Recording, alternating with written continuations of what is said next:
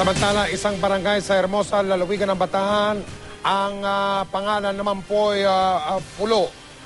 Ang tila isla nga dahil sa matinding pagbahana sa isang simbahan doon, hindi bababa sa 400 pamilya, hindi po tao ang nagsisiksikan.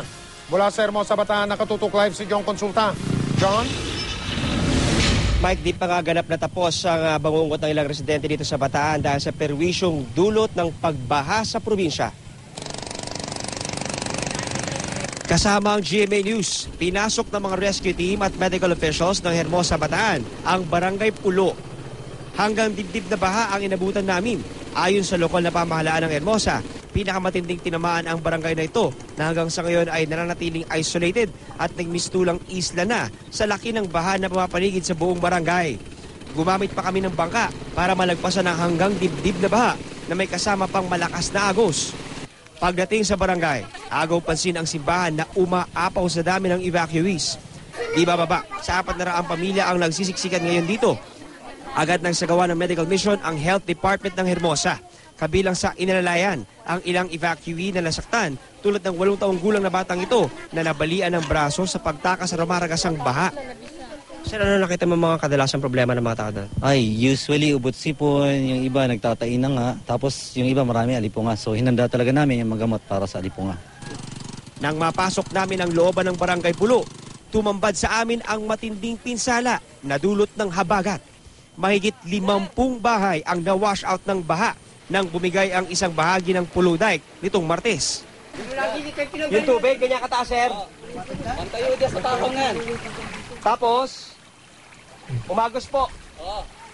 Pinuwalo ng tubig. Dahan-dahan, sir, o mabilis? Mabilis o eh. Masakit ko, wala akong magagawa eh. Gusto man po namin umuwi pero hindi po kami makauwi. Kaya sana po matulungan po kami. Problemado rin ang Barangay Pulo sa biglang paglundo at pagbitak ng isang bahagi ng Pulo Bridge pasado alas 9 kaninang umaga matapos kainin ng baha ang lupang nagsisilbing pundasyon ng tulay. Humingi po kami tulong kay President Noynoy Aquino.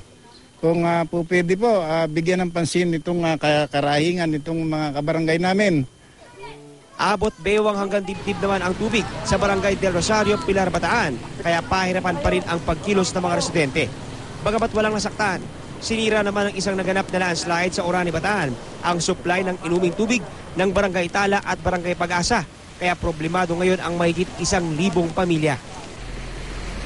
Sa kasamaang palad, Mike, ay may 3 na nga naitatalang patay dito sa Hermosa, isang nakuryente habang 2 naman ang nalunod. Pero patuloy namang inaasahan ang pagdating ng tulong mula sa Kapuso Foundation na inaasahang maghahatid ng tulong sa ating mga kababayang tinamaan ng hagupit ng habagat dito sa probinsya ng Bataan. Mike?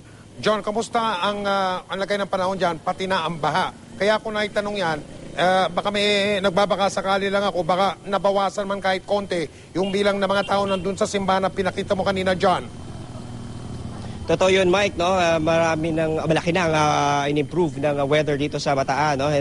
Malaka-laka na lang ang pag-ulan dito sa probinsya ng Bataan.